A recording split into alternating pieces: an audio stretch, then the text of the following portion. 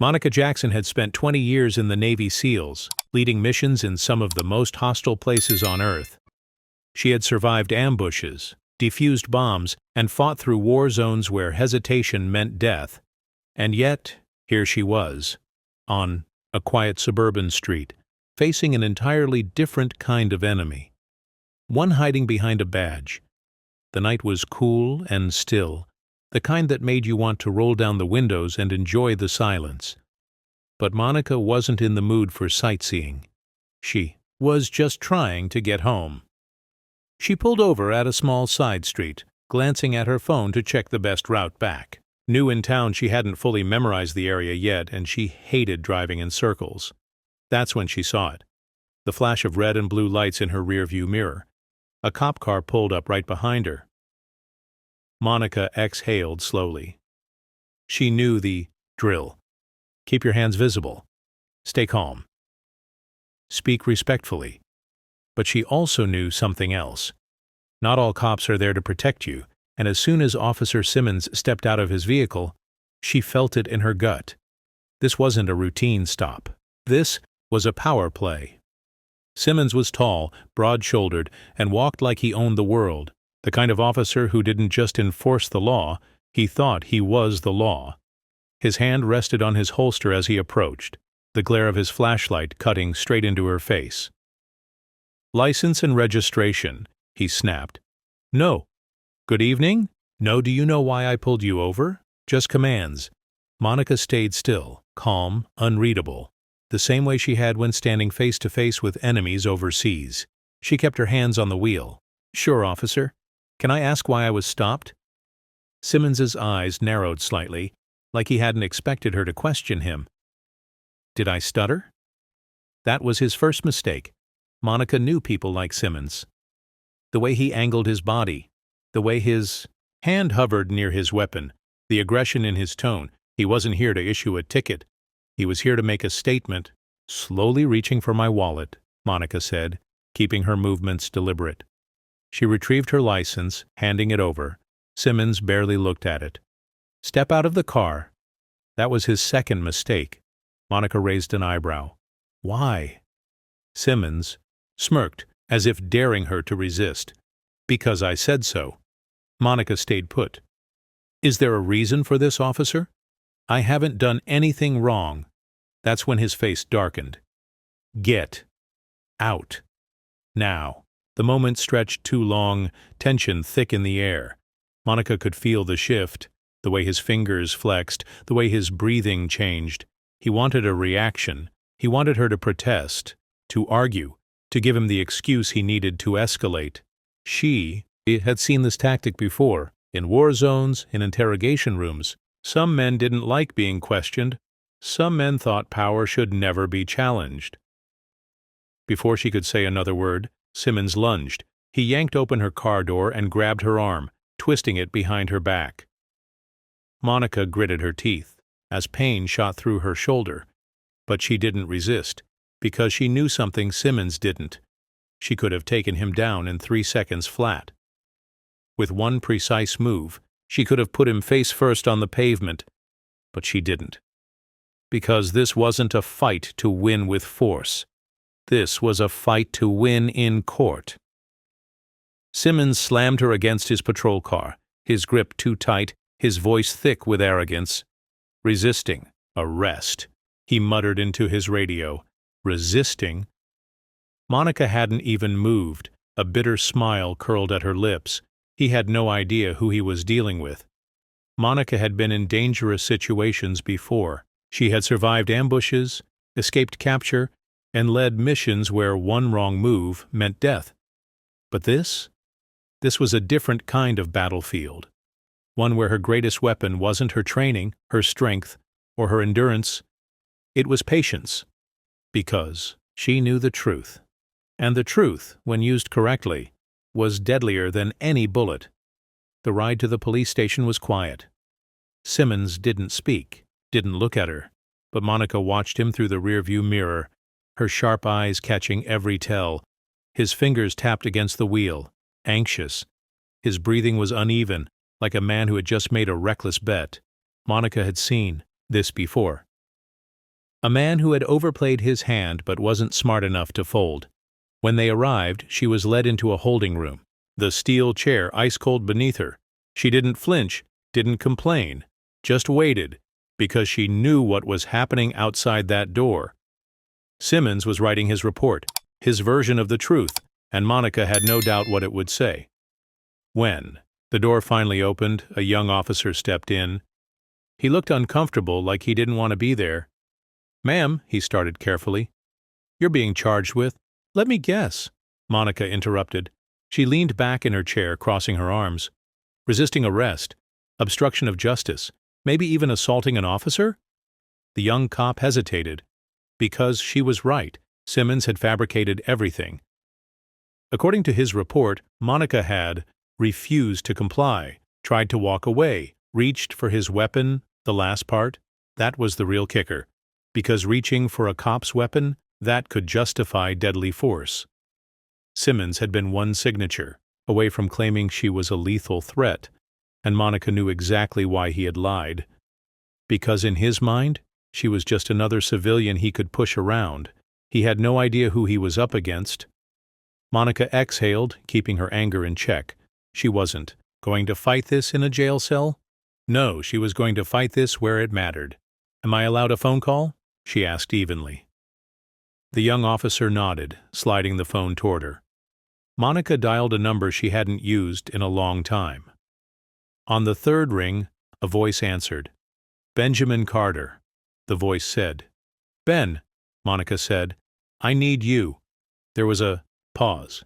Then the voice sharpened. "Where are you?" "County holding," she said.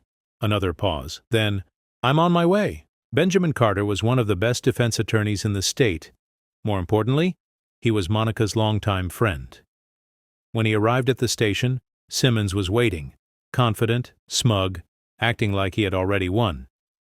Benjamin, however, wasn't impressed.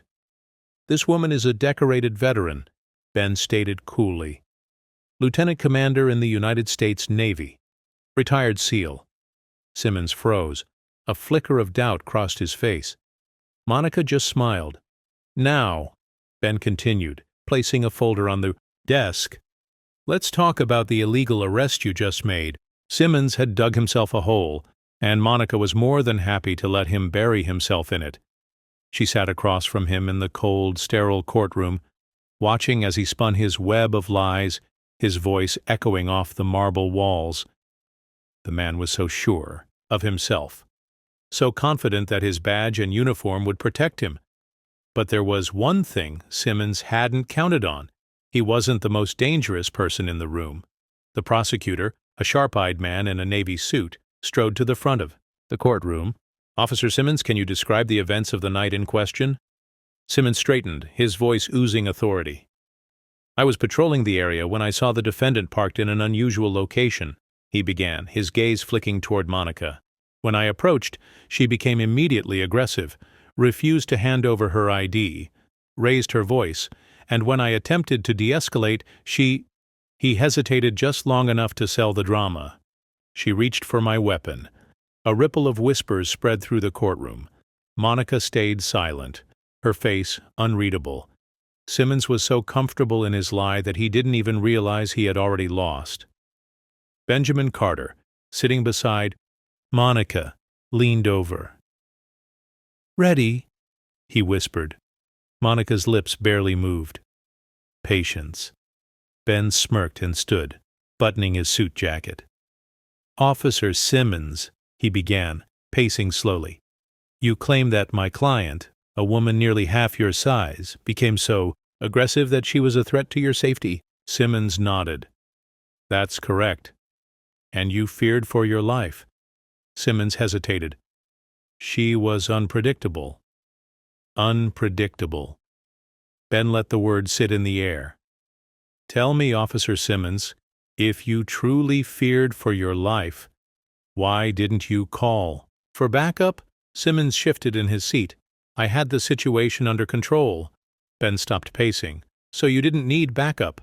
"Correct." "Then why, Officer Simmons, did you file a report saying my client posed an immediate danger and that you had no choice but to act swiftly?" Simmons blinked. Monica watched the first crack form in his confidence. Ben walked over to the judge's bench and retrieved a small flash drive.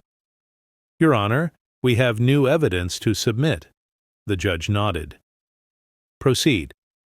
The courtroom lights dimmed as a video played on the large screen. Simmons' dashcam footage. Footage he had assumed would never see the light of day. On screen, Monica sat in her car, calm, composed, cooperative. The audio was crystal clear. "Can I ask why I was pulled over?" Simmons' voice followed, laced with hostility. "Did I stutter?" The courtroom fell silent. On screen, the footage showed Simmons ripping open her car door, yanking her out, slamming her against the hood. At no point did Monica resist. At no point did she reach for his weapon. And then came the final blow. Simmons' own voice, caught on tape.